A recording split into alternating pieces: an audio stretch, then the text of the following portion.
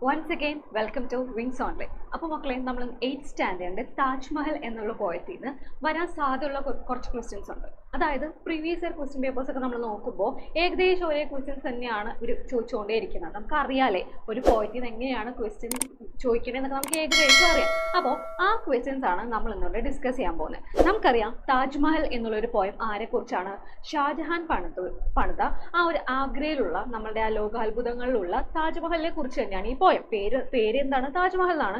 ആരാണ് എഴുതിയിരിക്കുന്നത്? രവീന്ദ്രനാഥ് ടാഗോർ ആണ് താജ്മഹൽ എഴുതിയിരിക്കുന്നത്. അപ്പോൾ ഈ ഒരു പോയത്തിൽ നമുക്കറിയാം ഷാജഹാന്റെ ഒരു ആഗ്രഹമായിരുന്നു എന്ത്? അദ്ദേഹത്തിന്റെ ഹാർട്ടിന്റെ പെയിൻ എന്ന് പറയുന്ന അദ്ദേഹത്തിന്റെ ഭാര്യയുടെ മരണം, അത് അല്ലെങ്കിൽ ആ ഭാര്യനെ എന്നും ഈ ലോകം ഓർത്തിരിക്കണം അല്ലെ, അതിനു വേണ്ടി അദ്ദേഹം പണി കഴിപ്പിച്ച ഒരു സംഭവമാണ് എന്ത്? താജ്മഹൽ. അപ്പോൾ താജ്മഹൽ എന്നുള്ള ഒരു പോയത്തിന്റെ നമ്മൾ ഈ പറയുന്ന ചാപ്റ്റർ ഫുള്ള് നമ്മൾ ഈ പോയം ഫുള്ള് എടുത്തതാണ്. അപ്പോൾ ഇതിൽ നിന്ന് വരാൻ സാധ്യതയുള്ള ക്വസ്റ്റ്യൻസ് ആണ് നമ്മൾ ഡിസ്കസ് ചെയ്യാൻ പോകുന്നത്. അപ്പോൾ ഈ ക്വസ്റ്റ്യൻസ് എന്ന് പറയുമ്പോൾ നമുക്കറിയാം പോയമാണ് സംഭവം. അപ്പോൾ ഒരു പോയത്തിന്റെ ആദ്യത്തെ കുറച്ച് ഭാഗം അല്ലെങ്കിൽ അവസാനത്തെ കുറച്ച് ഭാഗം അല്ലെങ്കിൽ ഇടയിലത്തെ കുറച്ച് ഭാഗം കുറച്ച് സ്റ്റാൻസാസ് നമ്മുടെ ക്വസ്റ്റ്യൻ പേപ്പറിൽ തരും. അതിൻ്റെ അടിയിൽ തന്നെ എന്തുണ്ടാവും? കുറച്ച് ക്വസ്റ്റ്യൻസ് ഉണ്ടാവും. എന്നിട്ട് പറയും ഈ പോയം വായിച്ചിട്ട് ആ ക്വസ്റ്റ്യൻസ് ആൻസർ ചെയ്യാം. അപ്പോൾ ഇതാണ് നമ്മുടെ ക്വസ്റ്റ്യൻ. അപ്പോൾ ഫസ്റ്റ് നമ്മൾ ക്വസ്റ്റ്യൻ മനസ്സിലാക്കി അല്ലേ? അപ്പോൾ എന്താണ്? ഇതാണ് നമ്മുടെ താജ്മഹൽ എന്ന് പറയുന്ന ഈ പോയം. അപ്പോൾ ഈ പോയം എന്താ? ഇത്രയുണ്ട്, അതിൻ്റെ ബാക്കിയാണ് ഇത്. അപ്പോൾ ഒന്നില്ലെങ്കിൽ ഇത്രയും തരും, അല്ലെങ്കിൽ ചിലപ്പോൾ ഇതായിരിക്കും തരാം, അല്ലെങ്കിൽ ചിലപ്പോൾ ഇടയിലത്തെ ലൈനും തരാം. നമുക്ക് അറിയില്ല എങ്ങനെയായിരിക്കും ക്വസ്റ്റ്യൻ. പക്ഷേ നമുക്കൊരു ഉറപ്പുണ്ട് ഇങ്ങനെ തരും. എന്താണ്? ഈ കുറച്ച് ലൈൻസ് അല്ലെങ്കിൽ ആ കുറച്ച് ലൈൻസ് തന്നിട്ട് അതിൻ്റെ താഴേന്ന് ഇതിന്ന് വരാൻ സാധ്യതയുള്ള കുറച്ച് ക്വസ്റ്റ്യൻസ് ചോദിക്കും. അപ്പോൾ ഇവിടെ നിന്നും എല്ലാം ചോദിക്കുന്ന ക്വസ്റ്റ്യൻസ് ആണ് നമ്മളിന്ന് നോക്കാൻ പോകുന്നത്. അപ്പം നമുക്ക് ഫസ്റ്റ് തന്നെ ഒട്ടും വെയിറ്റ് ചെയ്യേണ്ട, നമുക്ക് നേരെ ക്വസ്റ്റ്യനിലേക്ക് കിടക്കാം. നമുക്ക് പോയി നന്നായിട്ട് അറിയാം അല്ലേ? പോയി നന്നായിട്ട് അറിയാമെങ്കിൽ ഇനി ക്വസ്റ്റ്യൻസ് എങ്ങനെയാണെന്ന് മാത്രമേ നോക്കിയാൽ മതി. അപ്പോൾ ശ്രദ്ധിച്ചോ. What would float away with the passing of time? സമയം പോകുന്തോറും എന്താണ് സമയത്തോടൊപ്പം പോകുന്നത്? ഈ സമയത്തിൻ്റെ ഒപ്പം ഒഴുകി പോകുന്ന എന്തൊക്കെയോ സാധനങ്ങൾ നമ്മളെ പോയത്തിൽ പറഞ്ഞിട്ടുണ്ട്. അതെന്തൊക്കെയാണെന്നാണ് നമ്മളോട് ചോദിച്ചിരിക്കുന്നത്. അപ്പോൾ നമ്മൾ ഓർത്തെടുക്കേണ്ട കാര്യം നമുക്ക് വരുന്നില്ല. കാരണം എന്താണ്? നമ്മുടെ ക്വസ്റ്റ്യൻ പേപ്പറിൽ ഈ പോയം നമ്മുടെ മുമ്പിലുണ്ട്. അതൊന്ന് വായിച്ച് ഈ ക്വസ്റ്റ്യനുള്ള ആൻസർ കണ്ടുപിടിച്ചാൽ മതി. അപ്പോൾ ടീച്ചറുടെ ആൻസർ എഴുതിയിട്ടുണ്ട്. Life, youth, wealth, renown. ജീവിതവും യൗവനവും പണവും പ്രശസ്തി. ഈ 4 സംഭവങ്ങളാണ് നമ്മുടെ ജീവിതത്തിൽ നമ്മുടെ സമയം പോകുന്തോറും ഇതും പോയി തുടങ്ങും അല്ലേ? നമ്മുടെ യൗവനൊക്കെ എന്നും നമ്മളെ കൂടെ ഉണ്ടാവും? ഇല്ല.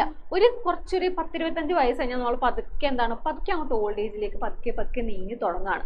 അതേപോലെ തന്നെയാണ് സമ്പത്തും. ഈ ഒരു സമ്പത്ത് എന്നൊക്കെ പറയുന്നത് കുറച്ച് കഴിഞ്ഞാൽ ചിലപ്പോൾ എന്ത് പറ്റും? സമ്പത്തും ഇല്ലാണ്ടായി പോകും അല്ലേ? സമയത്തിനനുസരിച്ച് പല മാറ്റങ്ങളും നമ്മുടെ ജീവിതത്തിൽ വരും. ഇപ്പോൾ നിങ്ങൾ 3ാം ക്ലാസ്സിൽ ഉണ്ടായിരുന്ന അത്രയും തന്നെയാണ് നിങ്ങളിപ്പോൾ?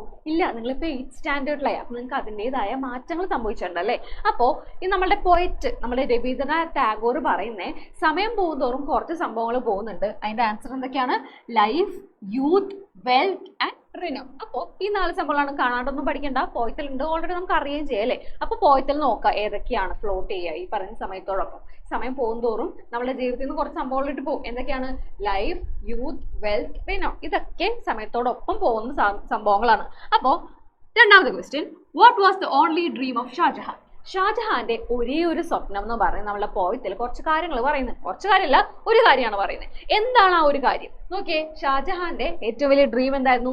To preserve his wife's memories. അദ്ദേഹത്തിന്റെ ഭാര്യയുടെ ഓർമ്മകൾ എന്നേക്കുമായി കാത്തു സൂക്ഷിച്ചു വെക്കുക. പ്രിസർവ് ചെയ്യാന്ന് വെച്ചാൽ അതാണ്, സൂക്ഷിച്ചു കുറേ നാൾ വെക്കുക. ഇപ്പൊ നമ്മൾ ചില സംഭവങ്ങളൊക്കെ സൂക്ഷിച്ചു വെക്കും അല്ലെ? ഇപ്പൊ പല ടെക്നിക്കുകളൊക്കെ വന്നിട്ടുണ്ട്. ഇപ്പോൾ ഈ എന്താ പറയാ, കുറേ കല്യാണങ്ങളുടെ മാലകളൊക്കെ ഇപ്പോൾ നമ്മൾ ചെറിയ പർട്ടിക്കുലർ ആൾക്കാർക്ക് അയച്ചു കൊടുത്താൽ അവരെ മാലയിലെ പൂക്കളൊക്കെ എന്നേക്കുമായി പ്രിസർവ് ചെയ്ത് നമുക്ക് ഓർമ്മയ്ക്കായിട്ട് നമുക്ക് കാത്തു സൂക്ഷിച്ച് വെച്ച് തരും. അപ്പോൾ ഈ സംഭവം കാണുമ്പോൾ എന്താണ്? നമുക്ക് നമ്മൾ ആ വെഡ്ഡിങ് ദിവസം ഓർമ്മ വരും. അതേപോലെ ഷാജഹാന്റെ ഏറ്റവും വലിയ ഡ്രീം ആയിരുന്നു, അദ്ദേഹത്തിന്റെ ഏറ്റവും വലിയ സ്വപ്നമായിരുന്നു എന്ത്? അദ്ദേഹത്തിന്റെ ഭാര്യ മുംതാസ് മരിച്ചുപോയി. അപ്പം ഭാര്യയുടെ ഓർമ്മ എന്നെന്നും നിലനിൽക്കണം. നമുക്കറിയാം ഒരു മനുഷ്യൻ മരിച്ചു കഴിഞ്ഞാൽ അയാളുടെ ബോഡി നമ്മൾ ഈ പറയുന്ന പോലെ അത് കഴിഞ്ഞു അല്ലേ? പിന്നെ അയാളെ കുറിച്ചുള്ള ഓർമ്മകൾ പതുക്കെ മാഞ്ഞു പോകും. നമ്മളുടെ കുടുംബത്തിലോ നമ്മളുടെ അടുത്ത് അറിയുന്ന ആൾക്കാരോ പണ്ട് മരിച്ചവരെ നമ്മൾ എല്ലാ ദിവസവും ഓർക്കാറുണ്ടോ? ഇല്ല. സമയത്തിനൊപ്പം കുറച്ച് നമ്മൾ മറവി ഒരു മനുഷ്യന് സ്വാഭാവികമാണ്. പക്ഷേ ഷാജഹാന്റെ ഏറ്റവും വലിയ ആഗ്രഹമായിരുന്നു എൻ്റെ ഭാര്യനെ ആരും മറക്കരുത്, മുംതാസിനെ ആരും മറക്കരുത്. അതിനുവേണ്ടി എന്താണ് ഷാജഹാൻ ചെയ്തത്? ഈ പറയുന്നത്. അപ്പൊ ഡ്രീം എന്താണ്? To preserve his wife's memories. ഭാര്യയുടെ ഓർമ്മകൾ കാത്തു സൂക്ഷിച്ചു വെക്കാൻ. ഇത്രയും മാത്രമേ ഡ്രീം ഉള്ളൂ. പക്ഷേ ഈ പറയുന്ന അതിനു വേണ്ടി അദ്ദേഹം ചെയ്ത എന്താണ്, താജ്മഹൽ നിർമ്മിച്ചു അല്ലേ. ഇപ്പൊ താജ്മഹൽ കാണാൻ പോകുന്ന ഓരോരുത്തരുടെ മനസ്സിലുള്ളത് ആരെയാണ്, മുംതാസിനെ കുറിച്ചുള്ള ഓർമ്മകൾ തന്നെയാണ് അവരുടെ മനസ്സിലുള്ളത് അല്ലേ. അപ്പൊ ഇത്രയും വർഷങ്ങൾക്ക് ശേഷം ആൾക്കാർ താജ്മഹൽ കാണുന്നു, ഈ പറയുന്ന മുംതാസിനെ ഓർക്കുന്നു. അപ്പൊ എന്താണ്, ഷാജഹാന്റെ ആ ഒരു സ്വപ്നം അവിടെ പൂവണിഞ്ഞു എന്ന് വേണം നമ്മൾ പറയാൻ അല്ലേ. അദ്ദേഹത്തിന്റെ ആഗ്രഹം എന്തായിരുന്നു, to preserve his wife's memories.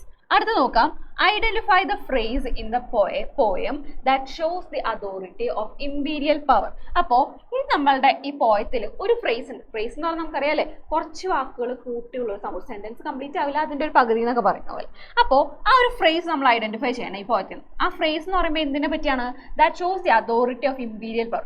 Imperial പവറിന്റെ അതോറിറ്റിനെ പറ്റി സൂചിപ്പിക്കുന്ന ആ ഒരു ഫ്രേസ് നമ്മളുടെ പോയത്തിലുണ്ട്.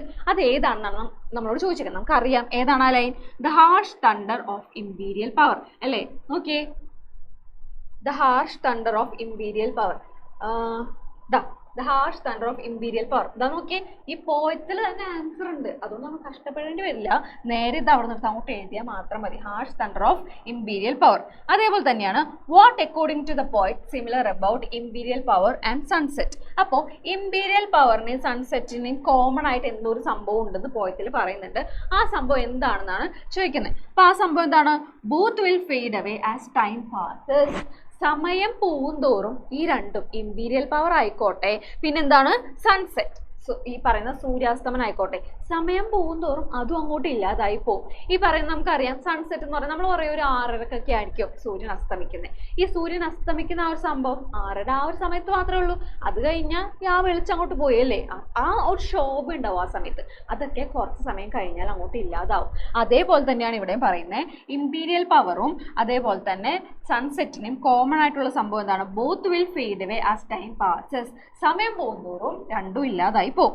Site an example for auditory image from the given lines. നമുക്കിവിടെ കുറേ ലൈൻസ് തന്നിട്ടില്ലേ, ആ ലൈൻസിൽ നിന്ന് ഒരു ഓഡിറ്ററി ഇമേജ് കണ്ടുപിടിക്കാനാണ്. ഓഡിറ്ററി ഇമേജ് എന്തിനാ സൂചിപ്പിക്കുന്നതാണ്, കേൾക്കുന്ന അല്ലേ. നമ്മൾ വിഷ്വൽ പഠിച്ചു, കൈനസ്തെറ്റിക് പഠിച്ചു, ടാക്ടൈൽ പഠിച്ചു, അതിൻ്റെ ഇടയിലുള്ള ഒരു സംഭവമാണ് എന്ത്, ഓഡിറ്ററി. ഓഡിറ്ററിയുടെ പ്രത്യേകത എന്താ, ഓഡിറ്ററി, ബയോളജിയിലൊക്കെ ഓഡിറ്ററി ഉണ്ട്, നമുക്ക് അവിടെ നിന്ന് പെട്ടെന്ന് മനസ്സിലായിട്ട്, ഓഡിറ്ററി കാതുകൊണ്ട് കേൾക്കാൻ പറ്റുന്നത്. അപ്പോൾ ഈ കാതുകൊണ്ട് കേൾക്കാൻ പറ്റുന്ന ഒരു സംഭവമായിട്ട് പറഞ്ഞത് ദ ഹാർഷ് തണ്ടർ. തണ്ടറിന്റെ ശബ്ദം അല്ലേ, തണ്ടർ എന്ന് പറയുമ്പോൾ തന്നെ ആ ഒരു തണ്ടറിന്റെ ശബ്ദമാണല്ലോ നമ്മുടെ മനസ്സിലേക്ക് വരുന്നത്. അപ്പൊ ശബ്ദത്തെ സൂചിപ്പിക്കുന്ന ആ ഒരു എക്സാമ്പിൾ, നമ്മളുടെ പോയത്തിലെ ആ ഒരു എക്സാമ്പിൾ, ആ ഒരു ഇമേജ് ഈ ലൈൻസിൽ ഏതാണ്, ദ ഹാർഷ് തണ്ടർ. അടുത്ത് നോക്കാം, what are emeralds, rubies and pearls compares to. എമറാൾഡിനെയും റൂബീസിനെയും പേൾസിനെയും എന്തിനോടാണ് കമ്പയർ ചെയ്തേക്കുന്നത്, എന്തിനോടാണ് താരതമ്യം ചെയ്യുന്നത്, എന്തിനോടാണ് ഉപമിക്കുന്നത്, എന്തിനോടാണ്, ഗ്ലിറ്റർ ഓഫ് റെയിൻബോ. റെയിൻബോയുടെ ആ ഒരു ഗ്ലിറ്ററിങ്ങിനോടാണ് ഈ പറയുന്ന എമറാൾഡും റൂബിയും പേൾസിനൊക്കെ നമ്മൾ കമ്പയർ ചെയ്യുന്നത്. അടുത്ത ക്വസ്റ്റ്യൻ ആണ്, identify the line which shows the transience of rainbow. ആ ലൈൻ ഏതെന്ന് നമുക്കറിയാം അല്ലേ, clicking out empty air and must pass away. ഇത് കാണാണ്ട് പഠിക്കേണ്ട, പോയത്തിലുണ്ടാവും. അതേപോലെ തന്നെ how is Taj Mahal describe. Taj Mahal എങ്ങനെയാണ് ഡിസ്ക്രൈബ് ചെയ്തേക്കുന്നത് അല്ലെ. താജ്മഹലിനെ കുറിച്ചൊരു വിവരണം നമുക്ക് തന്നിട്ടുണ്ട്. ആ വിവരണം എന്താണെന്ന് നമുക്കറിയാം. എങ്ങനെയാണ്, വൈറ്റ് ആൻഡ് ഗ്ലീമിങ്, നല്ല വെളുത്തതാണ് അല്ലെ, നല്ല വൈറ്റിഷ് ആണ്, ആ ഒരു മാർബിളിന്റെ ഒരു തിളക്കമൊക്കെ നമുക്കറിയാം. അതേപോലെ തന്നെ നല്ല ഗ്ലീമിംഗ് ആണ്, വൈറ്റ് ആൻഡ് ഗ്ലീമിങ്. അങ്ങനെയാണ് താജ്മഹലിനെ നമ്മുടെ രവീന്ദ്രനാഥ് ടാഗോർ വിവരിച്ചേക്കുന്നത്. ഡിസ്ക്രൈബ്ഡ് എന്ന് പറഞ്ഞാൽ വിവരിച്ചത്. Pick out an instance of visual image from these lines. നമ്മൾ ഫസ്റ്റത്തേൽ നമ്മൾ കഴിഞ്ഞ ക്വസ്റ്റിൽ നമ്മൾ എന്ത് പഠിച്ചു, ഓഡിറ്ററി ഇമേജ്. ഓഡിറ്ററി ഇമേജ് തണ്ടറിന്റെ ഓഡിറ്ററി ആണെന്ന് പറയും. ഇവിടെ ചോദിച്ചേക്കുന്നത് വിഷ്വൽ, കണ്ണുകൊണ്ട് കാണാൻ പറ്റുന്ന എന്തൊരു സംഭവത്തിനെ കുറിച്ച് പറയുന്നില്ലേ, എന്താണത്, റെയിൻബോ. നോക്കിയേ, റെയിൻബോനെ കുറിച്ചാണ് ആ പറയുന്നത്. അടുത്ത ക്വസ്റ്റ്യൻ ആണ്, which line do you like the most, why. ഇത് വളരെ സിമ്പിൾ ക്വസ്റ്റ്യൻ ആണ്. കാരണം നിങ്ങൾക്ക് ഈ പോയത്തിൽ ഏത് ലൈനാണ് ഇഷ്ടം, അത്രേ ഉള്ളൂ ക്വസ്റ്റ്യൻ. നോക്കിയേ, yet still one solitary tear would hang on the cheek of time. അല്ലേ, ഈ പറയുന്ന എല്ലാം പോയിക്കോട്ടെ, അവസാനം ഒരു കണ്ണീർ തുള്ളിയെങ്കിൽ ആ കവളത്ത് ഉണ്ടാവുമ്പോൾ ബാക്കിയുള്ള സംഭവങ്ങളൊക്കെ ഓർത്തിരിക്കാൻ വേണ്ടിയിട്ട് അങ്ങനത്തെ സംഭവം ഉണ്ടാവും എന്ന് പറഞ്ഞാണ് ആ പോയത്തിന്റെ ആ ഒരു ലൈനിൽ വരുന്നത്. ഇത് തന്നെ എഴുതണം എന്നില്ല, നിങ്ങൾക്ക് ഇഷ്ടപ്പെട്ട ഏതെങ്കിലും ഒരു ലൈൻ അതിൽ നിന്ന് എടുത്ത് എഴുതിയാൽ അതിനുള്ള ആൻസറായി. ഇതൊക്കെ വളരെയധികം സിമ്പിളായ ക്വസ്റ്റ്യൻസ് ആണ്. കാരണം മാർക്ക് കിട്ടാൻ ഇത്ര എളുപ്പം വേറെ ഒന്നുമില്ല. കാരണം എന്താണ്, ആ ഒരു കുറച്ച് പോയത്തിന്റെ ലൈൻസ് നിൽക്കുന്നു, അതിൽ ഏതാണ് ഇഷ്ടം എന്ന് ചോദിക്കുന്നു. ഏത് ലൈൻ ആയാലും നിങ്ങളുടെ ഇഷ്ടമാണ്. അപ്പൊ നിങ്ങൾ നിങ്ങൾക്ക് അറിയാവുന്ന ഒരു ലൈൻ സെലക്ട് ചെയ്യാം. അപ്പൊ നമുക്ക് കാരണം കൂടി എളുപ്പത്തിൽ എഴുതാൻ പറ്റും അല്ലേ. അപ്പോൾ ഇത് വളരെ ഇമോഷണൽ ആയിട്ട് വളരെ എന്താണ് പറയുക, വളരെ ഭംഗിയായിട്ട് എഴുതിക്കുന്ന ഒരു ലൈൻ ആയതുകൊണ്ട് എനിക്ക് ഈ ലൈനാണ് ഇഷ്ടം എന്ന് പറഞ്ഞ് ആ ഒരു ലൈൻ്റെ 2 ലൈൻ ഇപ്പോൾ ടീച്ചർ ഇതാണ് സെലക്ട് ചെയ്തേക്കണേ. നിങ്ങൾക്ക് ഇഷ്ടപ്പെട്ട ലൈൻ ഏതാണെന്ന് വെച്ചാൽ സെലക്ട് ചെയ്യാം. അടുത്തതാണ് 2 ക്വസ്റ്റ്യൻ കൂടി ഉള്ളൂ. What is imperial power compare to? Imperial power എന്തിനോടാണ് കമ്പയർ ചെയ്ത് വെച്ചിരിക്കുന്നത്? നമുക്കറിയാം സൺസെറ്റ്സ് ക്രിംസൺ സ്പ്ലെൻഡർ, ആ ഒരു സൂര്യാസ്തമന സമയത്തെ ആ ഒരു ഭയങ്കരമായിട്ടുള്ള ഒരു ശോഭ, ആ ഒരു കളർ, ആ സംഭവം ഉണ്ടല്ലോ, അതിനോടൊക്കെയാണ് എന്തിനെ കമ്പയർ ചെയ്തേക്കുന്നത്? ഇമ്പീരിയൽ പവറിനെ കമ്പയർ ചെയ്തേക്കുന്നത്. രണ്ടും എന്താണ്? രണ്ടും സമയം പോകുമ്പോൾ രണ്ടും അങ്ങോട്ട് പോകും. Your only dream was to preserve forever your heart's pain. Whose dream was to be preserved? ഈ ക്വസ്റ്റ്യൻ നോക്കിയേ, നമ്മളുടെ പോയത്തിൽ ഒരു കാര്യം പറയുന്നുണ്ട്. എന്താണ്? നിങ്ങളുടെ ഒരേ ഒരു സ്വപ്നം, ഒരേ ഒരു ഡ്രീം എന്ന് പറയുന്നത് എന്താണ്? നിങ്ങളുടെ ഹാർട്ടിന്റെ പെയിനെ, നിങ്ങളുടെ ഹാർട്ടിൽ, നിങ്ങളുടെ മനസ്സിൽ ഒരു പെയിൻ ഉണ്ട്. ആ പെയിനെ എന്നേക്കുമായി കാത്തു സൂക്ഷിച്ചു വെക്കണം. ആ ഒരു ഓർമ്മ നഷ്ടപ്പെടാതെ എന്നും ഈ ലോകത്ത് നിലനിൽക്കണം എന്ന് പറയുന്ന ഒരു ലൈൻ നമ്മൾ കണ്ടു. ആരുടെ ഡ്രീമിനെ കുറിച്ചാണ് പറയുന്നത്? ആരുടെയാണ് ഈ ഡ്രീം അല്ലെ? ഒരാളുടെ സ്വപ്നമാണെന്ന് പറഞ്ഞു. ആരുടെ സ്വപ്നമാണ്?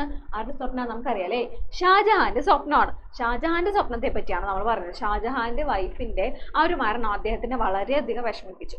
അപ്പോൾ ഈ വൈഫ് മുംതാസിന്റെ ഓർമ്മകൾ എന്നും നിലനിൽക്കണം എന്നുള്ള ആഗ്രഹം ആർക്കുണ്ടായിരുന്നു?